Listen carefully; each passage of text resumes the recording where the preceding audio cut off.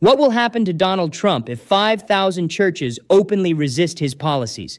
Imagine the political shockwaves if thousands of churches across America, nearly 5,000 strong, decided to openly defy Donald Trump's policies. Faith leaders stepping out of the pulpit and into the political arena would create a cultural and electoral earthquake unlike anything we've seen in recent history. For decades, religion has been a powerful force shaping U.S. politics, often aligning with conservative agendas. But if this tide were to turn, Trump could face not just opposition in Congress or the courts, but from the very grassroots networks that mobilize millions of voters every election cycle. Could such resistance fracture his base? Could it redefine the role of religion in American politics? Stay tuned as we break it down right now. The relationship between religion and politics in the United States has always been deeply complex. Faith institutions often find themselves balancing moral imperatives with political realities. When policies appear to conflict with widely held ethical principles, faith leaders can become powerful voices for reform. The Trump administration, like others before it, encountered both strong support and strong opposition from religious communities. In recent years, one of the most striking developments has been the rise of organized resistance among churches against specific immigration enforcement strategies. The question we explore here is clear. What will happen to Donald Trump if 5,000 churches openly resist his policies? This analysis does not focus on personal judgments or characterizations. Instead, it examines the institutional, political, and social consequences of a coordinated faith-based movement standing in opposition to a former or potentially future president's agenda. The answer requires exploring history, legal frameworks, political coalitions, electoral dynamics, and the broader meaning of moral authority in American society. Throughout American history, religious institutions have played decisive roles in shaping political debates. From the abolitionist movement of the 19th century to the civil rights movement of the 20th, churches have provided both sanctuary and moral justification for those seeking justice. In many ways, the immigration debate of the 21st century has become a new moral frontier where faith communities once again feel compelled to act. During slavery, churches were among the most important networks for abolitionists. Ministers often used their pulpits to condemn the moral failings of slavery and to mobilize congregations to support the Underground Railroad. Similarly, during the civil rights movement, black churches became organizational hubs where strategy was coordinated, marches were launched, and messages of equality were grounded in both scripture and civic ideals. When churches move together in solidarity, they create both symbolic power and practical shelter. The decision of 5,000 churches to resist deportation orders and immigration crackdowns echoes these earlier historical precedents. It suggests that this is not merely a matter of partisan politics, but a question of conscience that transcends party identity. The immediate catalyst for church resistance has been immigration enforcement practices, particularly those involving children and families. Federal judges have repeatedly intervened to block or modify executive orders related to deportations.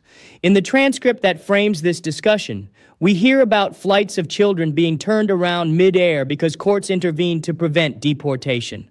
These dramatic moments captured public attention and highlighted the stakes involved.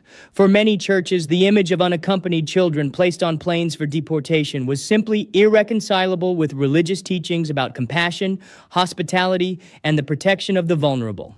While immigration law is complex and politically contested, the moral clarity of protecting children created a rallying point. Thus, what might have remained a partisan dispute about border enforcement became a profound question of human dignity.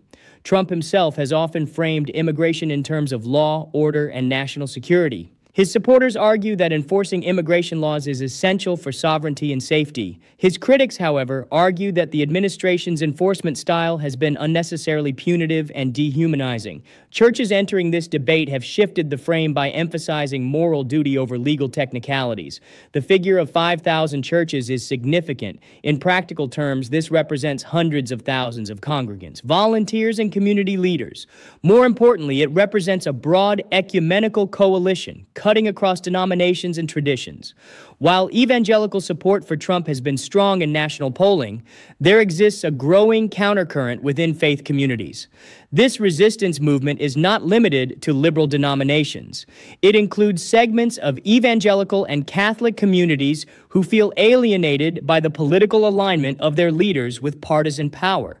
The movement has been organized in part by Vote Common Good, led by Pastor Doug Pagitt and others.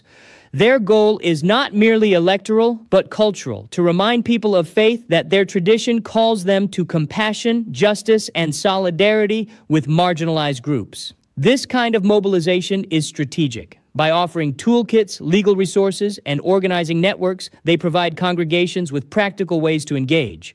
From educating parishioners about their rights, to observing immigration enforcement actions, to offering sanctuary. The spectrum of resistance ranges from public advocacy to civil disobedience.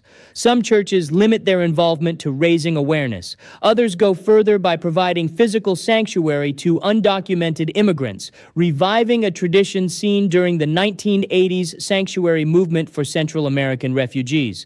The diversity of tactics allows more congregations to participate at levels they are comfortable with, while still adding their voice to the collective opposition. The intersection of immigration enforcement and religious sanctuary raises difficult legal questions. The United States has no formal legal recognition of sanctuary in the sense that medieval Europe did, where churches could shield individuals from arrest. However, in practice, immigration enforcement agencies have been cautious about entering churches, partly because of the potential for public backlash and legal challenges.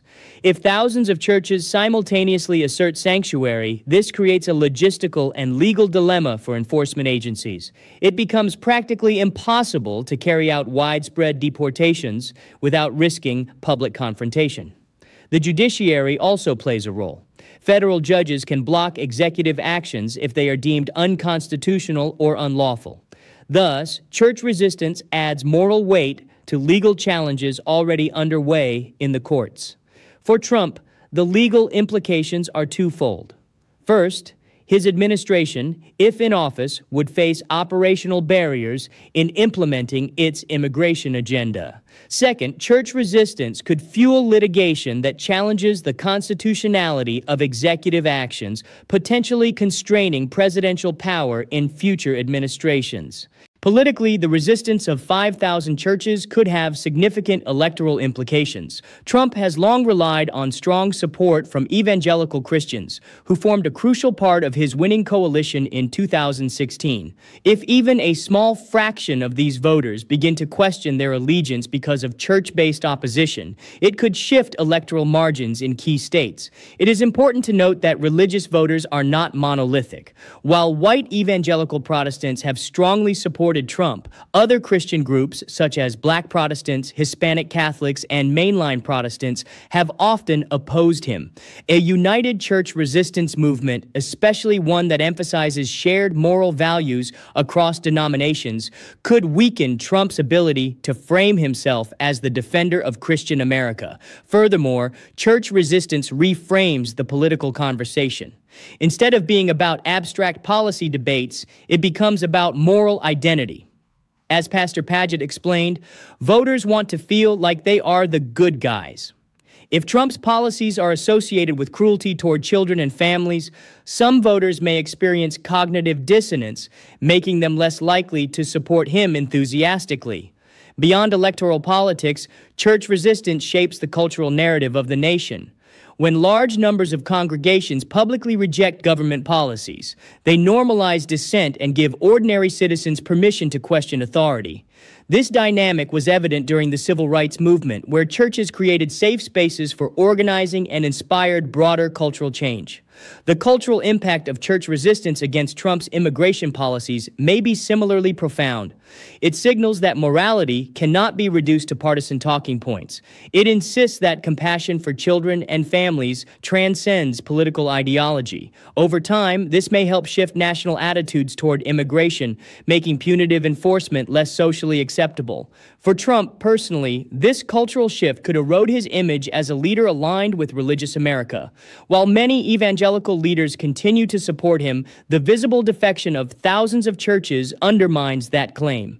It demonstrates that Christianity in America is not a monolith and that faith can be a source of resistance rather than compliance. Several scenarios can be envisioned if the church resistance movement continues to grow. One scenario is increased confrontation between federal authorities and local churches. If immigration enforcement agents attempt to enter church property to detain individuals, it could lead to highly publicized standoffs.